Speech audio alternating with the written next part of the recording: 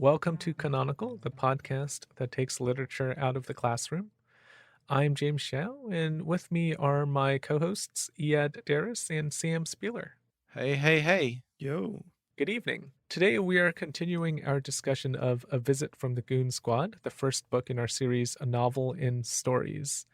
Today's discussion may include spoilers. We previously posted a spoiler free review episode last week, so you can check that out if you haven't read the book yet. If you're joining us for the first time, we are also a literary book club on Reddit. That discussion can be found by clicking on the link in our episode description. You can support us in your local bookstore by using our bookshop.org link. That's also in the episode description. And we are also on social media at Canonical Pod. So much like the narrative of this book, my brain's a little fractured, so I may jump around a bit. But one of the features of this or any story cycle is, as James brought up last episode, the space left between the stories. So today I want to talk about some of those gaps and about the achronological nature of this story cycle. I mentioned last episode that I read an interview with Egan in Bomb magazine from when this book was published. And I'm going to keep coming back to it as they touched on a lot of the things that I want to discuss here. First off, this novel, in quotes, was not originally conceived as a whole. There were 4 stories in particular that were written years earlier and apart and then connected later. You plural, Goodbye My Love, 40-Minute Lunch, and X's and O's were those 4. So my lead-in question here is that apparent? Was that ever an issue for you while reading these? Did they ever feel like there were gaps in the ideas? Now, you're saying that they were conceived separately, but I know they were published earlier before the book was released, but were they actually planned not as parts of a whole, or were they planned separately? They were planned separately. So, for example, in that interview, she talks about how she wrote, I think Goodbye My Love is the story with Sasha as a young woman in Italy, in Naples. She wrote a different story about a pickpocketing woman, the opening story with Sasha and Alex. But it wasn't originally Sasha, it was just a different woman. And in coming up with this interconnected story cycle, she realized, oh, it's the same character. From the article, it makes it sound like that is not where her head was at first. Here's a distinction that I want to ask about, and it matters to me, and I don't know if it really should matter to Egan or to other readers, but you're saying she discovered, oh, it's the same character. That to me is distinct from, oh, it could be the same character. So when she's deciding to put these things together, is it just a stroke of luck, or is it something that she is realizing in the character that is showing her, oh, these things should be together? So I don't know enough about how or when she wrote these various stories, but it does sound like she happened to write 2 stories about pickpocketing women, and that she realized that it should be the same character. But I don't know enough about when she wrote Found Objects and how to know if, is she being glib about that? I don't know. I think that it works. I don't think it's a problem if she decided after the fact, oh, these could be the same character. It works well enough, but if you asked me just in terms of what I felt was true to life, the character we meet as like a 17-year-old runaway in Venice does not feel the same as the character we see in New York working in the music industry. Like, just in terms of the trajectory that a 17-year-old is on as a runaway in a different country, it doesn't feel like a tidy connection between the two. And tidiness isn't necessary, but it is noticeable to me. I suppose so, but I think that is one of the points of that character. I mean, compare her with Benny. the other arguably central figure of this book. We even get in the story X's and O's, we see Benny as kind of a foil for that story's narrator, Scotty. And Scotty is angry because he doesn't understand why he doesn't have the life that Benny has. So you can kind of extrapolate that with Sasha, that Sasha bounces all around the world and has no direction for the first half of her life, where Benny just kind of goes along in a straight line, or at least from the outside to other people around him goes in a straight line. Sasha, for me, is different from Benny in that when she is 17 in that story, it feels different from the first story, Found Objects, and that feels different from the penultimate story with the slides. The other story that includes her, the other couple, all feel like middle Sasha, the Sasha who's working for Benny. So the one where in the Gold Cure, she's still his assistant. That feels like middle Sasha. It's the story that comes immediately after the first story. So she's similar in age. And also the one of Sasha when she's in college, that also feels like middle Sasha, the Sasha who is working as an assistant, even though that Sasha is closer in age to the character in Naples. Right. That character feels more different from the character in Naples than it does from the character who's, working for Benny, who's in New York. But my point is that even though there are fewer years that separate that character from the composed character who's the assistant later on in the first two stories, that still feels like a more coherent person than the story set in Naples. Maybe because that story set in Naples was written first, right? And then she kind of retconned it in. And I have a question about this, which is I didn't have the time to go and read those stories. I'm sure some of them are online.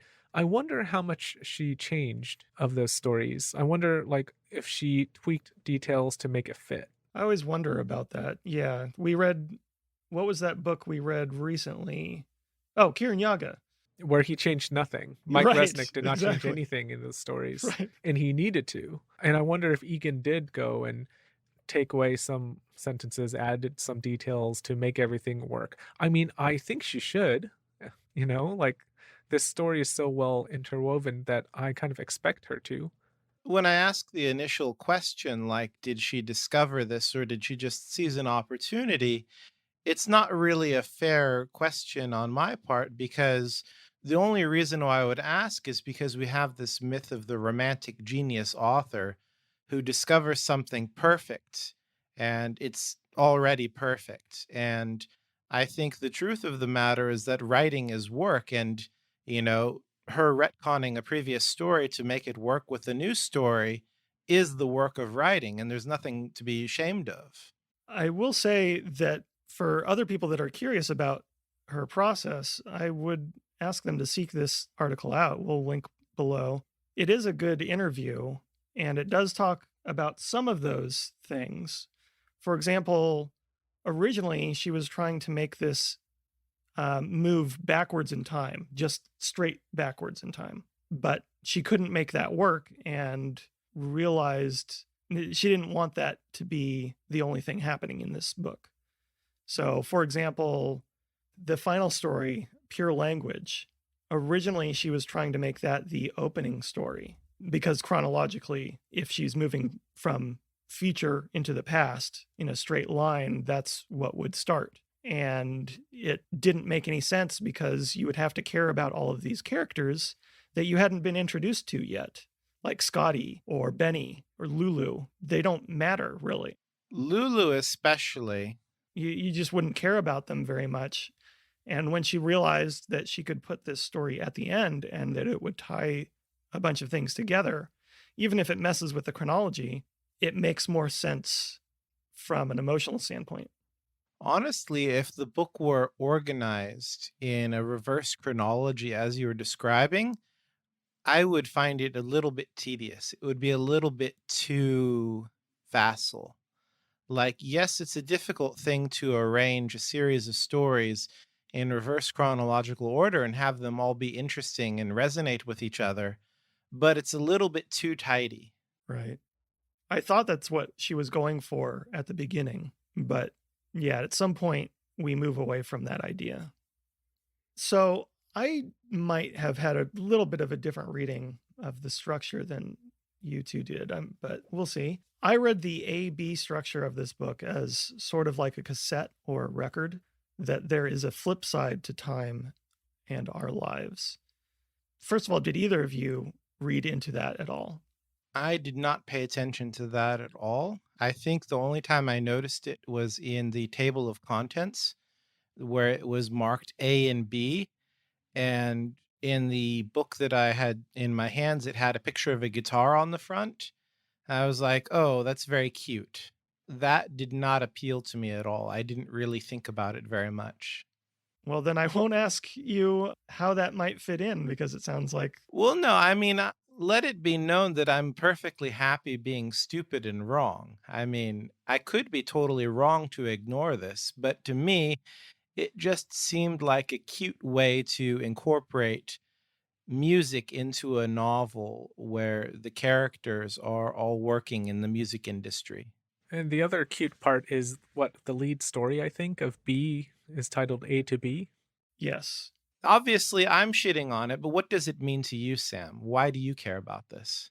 One of the reasons I ask is because I think that is kind of cute. I think there is a meaning to from A to B that gets explored throughout the whole novel. But the structure of it being like a cassette, I feel like I'm trying to bring more to it than is really there beyond just this surface appearance. I don't think there's too much to that idea beyond kind of the cutesy comparison of side A and side B versus moving from A to B. I think that the impulse is the same as you find in music, where you have records, especially like early rock and roll records, where it was just a collection of songs. And the songs had no reason to be together on the same record other than that's when they were recorded and written. So they were just published together. And that oftentimes is the case with a lot of short story collections too. These are a group of stories that I had written since the last short story collection came out. So we're going to put them together in a volume and publish them. And I think maybe calling it A and B is a bit more intentional than that, where she's trying to foreground the idea that this is the kind of record where the songs belong together. They have a reason for being together. But that is not really the kind of image that she's bringing up, because when I think of records, I think of just a collection of songs, because that, in my understanding, is generally how music gets produced. You know, there are concept albums out there, but I think I was that about to say. if this were going to be a concept album, she would need like some huge gatefold cover with like some weird alien spaceship on the cover. Like, if that's what she's going for, she should have been even cuter. I mean, they don't all have to have amazing gatefold spaceship aliens. I mean, I'm expecting like 1970s. Yes, that's what I want. I just want to note, the paper copy does not have a table of contents because she doesn't want you to skip ahead. She wants you to read the book. So it was much harder for me to notice the structure because I was reading the paper copy. So I didn't realize, I mean, I saw the A and I didn't really think about it until I got to the B and I was like, oh. And then I read A to B and I was like, oh. That was my reaction to it. I was like, oh, that's what she's doing. Corny. Well, let me ask you, Sam, since we kind of are on the same wavelength with this concept album idea. I think the idea of prog rock, which I consider kind of one of the originating genres of the concept album, is that in order for music to progress, albums should be more than just a collection of songs. They should have some sort of unifying statement. Is that the same thing here happening? Is this progressive fiction where she's saying a collection of stories not only can have a unifying theme, but should? I don't know that she's saying should, in the same way that I don't think, even if prog rock is saying they should, I don't think all music recognizes that as being a mandatory thing moving forward. But I think this does work as a concept album. And I think that's her test, is trying to make this work like a concept album. But I think we can argue about what that central concept is, because I think she has one. But as we discussed in the last episode, I don't know how much she has to say about that central concept. In a word or two, what would you say that central concept would be? Time. That's the obvious one, isn't it? Yeah, I feel like we've already discussed this in the last episode, that I don't know really what she's saying about it other than we experience time in strange ways. So when I finished this book, at the end, she focuses a lot on communication, with the PowerPoint slides and also with the texting and the shorthand text speech. And that confused me because when I was reading the first couple of stories, or even the first like 2/3 of the book, I did not think that communication or miscommunication or forms of communication were the main idea that she's exploring. It didn't occur to me at all. Like, obviously, there's miscommunication. Obviously, for example, in The Gold Cure, you have Benny who is unable to communicate his true feelings to the people around him, his feelings of impotence. And you see that in the story after that, when he's younger, all these young people are unable to communicate how they truly feel about their crushes. So you have that for sure. But it just is not the same as the PowerPoint slide story. What if you expand that a little bit, though? Instead of communication, you can look at it as storytelling. We see a lot of different ways of telling your own story, or the inability, in some cases, to tell your own story versus telling someone else's story. So, for example, in The Gold Cure, Benny, we see him falling from grace, and he feels like he wants to hold on to that glory from the past, and he doesn't understand how he's fallen this far. Versus, well, the PowerPoint story, where it's a young girl telling her own story and that of her family, but from a place of fear and in a fractured nature. So while I can see that, that's not how I would draw the connection, because for me, the PowerPoint story, it's more so, I think, about her autistic brother and how PowerPoint really fits her brother's inability to communicate. Because what PowerPoint does, it draws those connections between ideas. And using PowerPoint, like there's a one slide where she shows what he intends to say and what he actually says and the steps that it took for him to get from A to B, right? Like for me, that somehow really works with PowerPoint. Like how what he can express is something very technical, once again, that should be expressed via diagram and not via honest speech. That matches with like the last story where, is it Alex? He's talking to Lulu, and Lulu says it's much easier to text because you can get your real feelings out. It seems like, okay, there's a shift here. Like it's really talking about expressing your true feelings. And I can see that through line, but I didn't see it when I first read the initial stories until I reached the end, and it threw me through a loop because I was like, oh, she's kind of highlighting this aspect or this idea that I did not see coming. And maybe I wasn't careful enough early on, but I just didn't see this early on. I didn't see it either, but I don't think it matters. I think what you're talking about now is kind of like a shared set of concerns or a shared topic. And that's one way that a group of stories can connect to each other. But I think another way is interdependence, wherein you could say that these stories have to be published together in one volume, because if you take one of them away, the others don't work. And I think that that's more so the organizing principle rather than a shared set of content or a shared set of topics. And I think that she does it mostly successfully. The only one that I really have trouble with is the story about Lou when Lou is dying. What is that story called? You plural? That I feel could be cut away and it would not affect the rest of the collection. What it does is it offers something that is interesting and satisfying in the way that a lot of the rest of the collection satisfies, or it offers closure to something that you had previously been looking at. And I think that that closure is attractive, but because I wasn't so tied to Lou, having the chance to see him later on as he's dying seemed much less important to me than a character like Benny or a character like Sasha. But again, this is at odds with my previous idea that all of these characters should be more or less equal.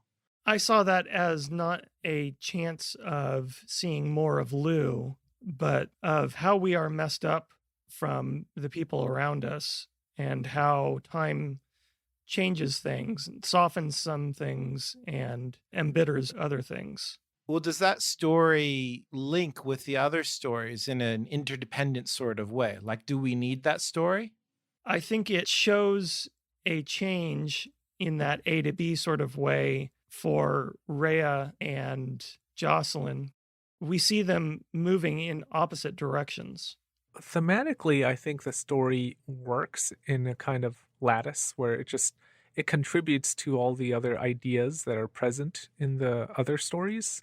But my issue with that story is I think it's not complex enough. It's more complex than a vignette, but it's not much more.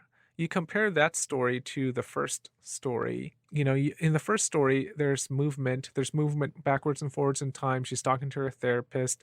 There's multiple levels of conflict going on, conversations between her and her therapist, her and Alex, her and the woman she's stealing from.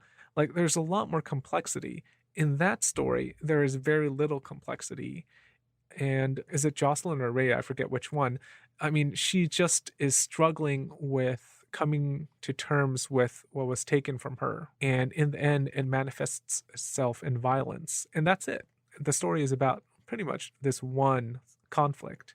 And there's no surprise in the story, really. Whereas you compare that to some of the other stronger stories, like even the last one, where the story doesn't end when you think it ends. It doesn't end when the concert's over. It ends when Alex and Benny are walking at night and they stumble across the apartment that Sasha used to live in. It takes you in a direction that you don't expect. I think the only caveat to that I have is that we see a little bit more of Rolf in that story. Another character I did not care for. Did not have any interest in Rolf. Oh, see, interesting. In the story right before that, Safari, when we see Rolf briefly as an adult, or rather we see that he has died, that was an emotional gut punch that I felt could have been really cheap. And for whatever reason, it felt very real to me. You had mentioned earlier one of Egan's rules. You said in this bomb interview that her rule was that each piece had to stand on its own at the highest level individually.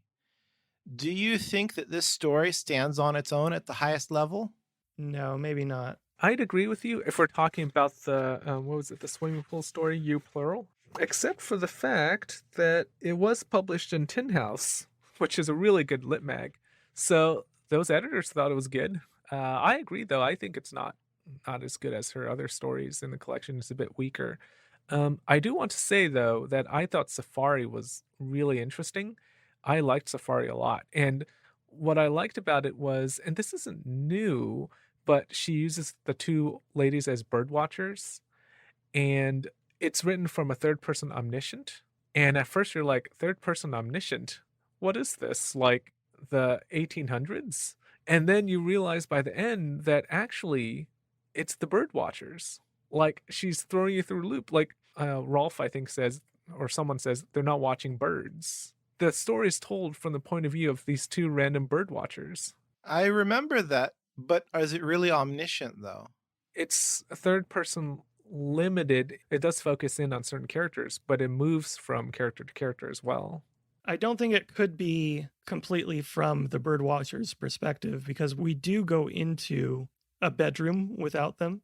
Yeah, but what I mean is that you could read it as they are imagining this. Like they are not watching birds, they're watching people. And they see this conversation take place between, I forget the woman's name, and the driver in the car, right? The guy says something like, "You must know I've been watching you," or something. And then she says she realizes that this bird watching lady has been listening in on the conversation the whole time. Like very creepy, but at the same time, it's like, oh, that's what's going on. And I know it's maybe not the strongest reading, but I would like to read it that way. I do remember when Rolf points that out, that he doesn't think they're watching birds.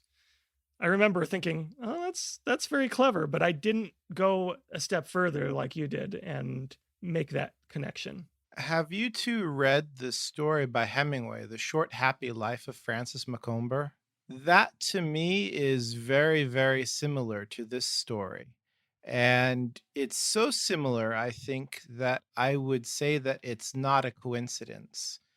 What I would like to see or would like to have found is some sort of a nod or a hint that this connection is being acknowledged because it is a very similar situation. There is this kind of infidelity happening with a group of white people on safari in Africa.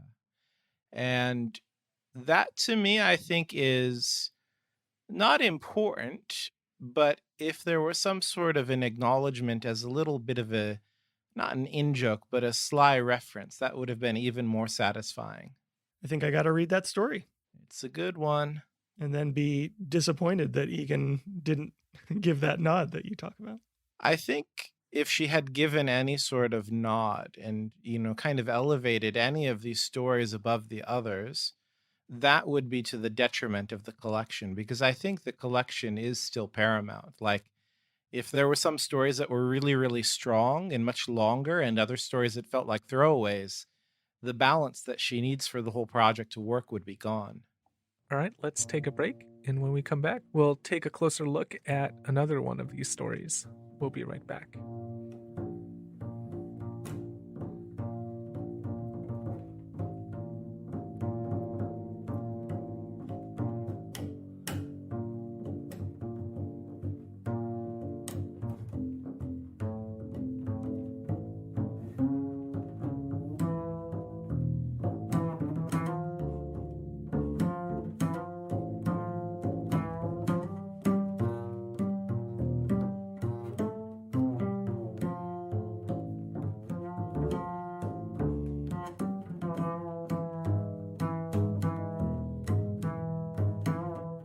Welcome back. So, we've been talking about how these stories have different kinds of narrative flourishes. Let's talk about one of the more, maybe most different story, most iconic story of this collection, perhaps, is it's probably Great Rock and Roll Pauses, right? The one that stands out the most. That's the one I want to talk about. First of all, just is this a successful story to you? I liked it, but I have to say, I liked it perhaps in spite of this format that she used. Like, I noticed it, and at first I thought, oh, well, this is going to be some sort of gimmick. And then I kept reading, and then I stopped thinking about the PowerPoint format, and I was just enjoying the story.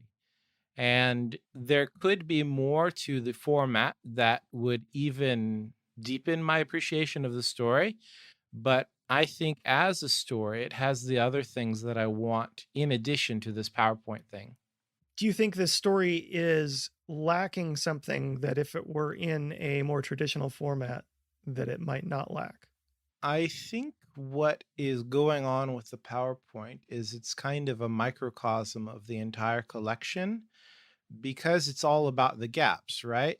When you have PowerPoint, you have the text on screen, but you also realize that there's something else that is added during the presentation. And with this collection or this novel, you have the stories, but because there are jumps in time, you know that there's something else that's happening off the page. And I think that that works fairly well. I think that's the reason why she did it. One quote that I had found from her is that I became obsessed with PowerPoint when I realized that it had become a true narrative genre. It allowed me to represent gaps, pauses, in a tangible way that I could accomplish with a more traditional narrative. So I think that those gaps are precisely what makes it work and what makes the whole thing work as a whole. I found in that article, not the one you just read from, but the interview that she had, another quote about that PowerPoint that I thought was interesting and a little different from what you just read. She said, I realized that writing anything successful in PowerPoint requires that you break down a particular thought or fictional moment into its basic structure and then illustrate that structure. I finally reached my true apotheosis as a PowerPointer when I began creating my own slide graphics out of shapes rather than using templates. And I didn't understand until I was in the middle of that piece that PowerPoint does offer an achronological option for multiple chronologies. I think one of the things that she does in this format that I appreciate, there are the gaps, but she boils down everything to its strongest kind of crystallized idea. And she makes a joke of it when the mother, Sasha, asks her to just write a paper or something. And Allie responds with these little cute rhyming quips about how to create a successful PowerPoint presentation. And even though it's a joke, it's kind of encapsulating this idea that you want each slide to be strong and you want each piece of writing on that page or each piece of writing on that screen to be impactful. And so you end up having a lot of these short little blurbs that on their own say something meaningful about this character or about what the character is trying to say, even though it's distilled. Are we meant to be sympathetic to PowerPoint at the end of this? Because I think there's the pressure not only from Sasha that using PowerPoint as a method of discourse is weird, but also from the father that focusing on pauses in pop music is also weird. And both her and her brother seem to be somewhere on the autism spectrum. And is their weirdness vindicated in some way at the end of the story? Is this a story in favor of being weird in this way? I didn't see her as being on the spectrum. I think you could read that. If you had a child who chose to communicate with you almost exclusively in PowerPoint, maybe not autistic, but you'd think something was up, wouldn't you? I don't think she's choosing to communicate to others only in that way. This is kind of a journal, I think, for her. Okay, you're right. I didn't express it right. If you had delivered this in PowerPoint, Ed, you would have expressed it perfectly. Yes. The problem is you're using a podcast form to express your thoughts. Well, I'll give some dumb history for myself that may put me on the spectrum. In my mid-20s, when I was living in Boston, James, you might have seen, I might have sent some of these to you. Ed, I didn't know you yet. At one point, I was so bored with my job as, I think I was a data entry clerk or something, that I spent some days hours not doing that job, but creating graphs and charts about my life and sending them to people. And it was a fun exercise. They got really complicated the longer I did them. This kind of reminds me of that a little bit. You're in favor of charts, like graphs and charts all day long. I think what Sam is saying here is in his 20s, he had the emotional maturity of a teenage girl. So the only way to communicate was via graphs and charts. That's what you were saying. Hey, you know what? It's effective. It's to the point. It gets your point across. The surprising thing is the time is not linear. Like you moved from that to like a middle-aged woman. Anyway, back to this story. What's interesting is that, to me, the PowerPoint removes the narrative structure. So when you're talking about the gaps, that's what it's paring away. It leaves all of the core feelings in the ideas. So you get an emotional impact, you get a thematic impact. But what you don't have is you don't have the narrative structure that you expect from a story. That's kind of interesting. In a way, like you said, it's the novel is this writ large that, you don't get the narrative structure of a novel, but you have the impact of the novel. So yeah, I mean, that's cute. I think it works. And I think it definitely works because of the brother being autistic, like I mentioned before. So that's what I liked about that story is that it gets across this idea in a clever way. I don't know if the clever way is enough. I mean, sure, for the story, I'm okay with it. And in the context of the book, I'm okay with it. I definitely would not want to read a whole novel in this format. I think it is the perfect length, which is maybe the best thing I can say about it is that, she knew what she wanted to do and she knew when it should be stopped. Yeah, your question made it sound like, do we think this should lead to something else? Are you in favor of PowerPoint or however you put it? And I loved this story. I didn't like it at first. It did feel gimmicky, but I ended up really enjoying it by the end.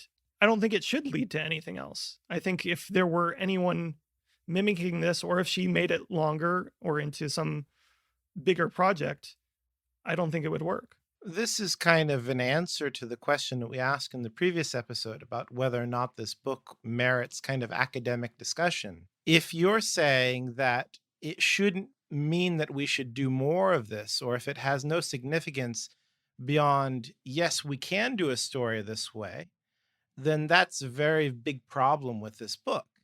If you're doing things just to do them without any rhyme or reason, how can you call that art? Like, I do think that there is something substantive to using PowerPoint in this way. I don't mean that it has to be a wholesale endorsement of using PowerPoint for all of our communication, but it has to mean something more than you could tell a story this way. I think I agree, except that one of my questions a bit ago was, is this lacking something that it would not lack if it were in a more traditional format? And I think the answer for me is no. I think it's doing something not just unique, but it does a few things that I don't think you could with another format. So, not just the visual element, not just the odd template using or shape structures, but for example, what happens at the very end of the story? What is the end of the story to you? That I couldn't recall precisely, but they go for a walk and then they go back to their house and they meet up with their mother. She goes to bed and she hears her father, I think, going into her brother's room or something. Her father goes into her brother's room and talks to him, but then something else happens. The very end of that story is a series of charts and graphs charting out the pauses. Oh, yeah. Ah, yeah. And when I first saw that, I thought, oh, that's cute. So it's all charted out. And later, when I reread it, I realized that's the father doing that. The father is creating those the way he said he would for Link. I think there is this extra emotional tail there that you couldn't really do as compactly and without a big nod to what you were doing if it were in a traditional format. It's a quieter end, I'll say. The structuralist would say that this, like all the other stories, demonstrate another connection between characters that struggle to have connections. Like I mentioned before, you could say this novel is all about characters who are struggling to communicate and form connections. And then near the end, you have characters starting to form connections as a way of resolving the novel. One of the questions I posed last week was, well, okay, these are individual stories. How do they cohere into a novel form? Well, you have to have some kind of resolution in a novel, right? And at the beginning of the story, you have characters who are unable to make connections. And at the end of the novel or the collection, you have stories featuring characters who are able to make that connection. Like the very last story is Benny and Alex making a connection over Sasha. Well, we'll stop here. Thank you for listening. You can find us once again on Reddit. That link to our subreddit is below in the episode description. We are also on social media at Canonical Pod. And if you'd like to support us, you can use our bookshop.org link. If you enjoyed this podcast, you can go ahead and give us a nice review on Apple or wherever you get your podcasts. Next week, we'll be back with more in-depth discussion of A Visit from the Goon Squad. If you'd like to join that discussion, go ahead, find a copy of this book, and join us then. Happy reading. We'll talk to you soon.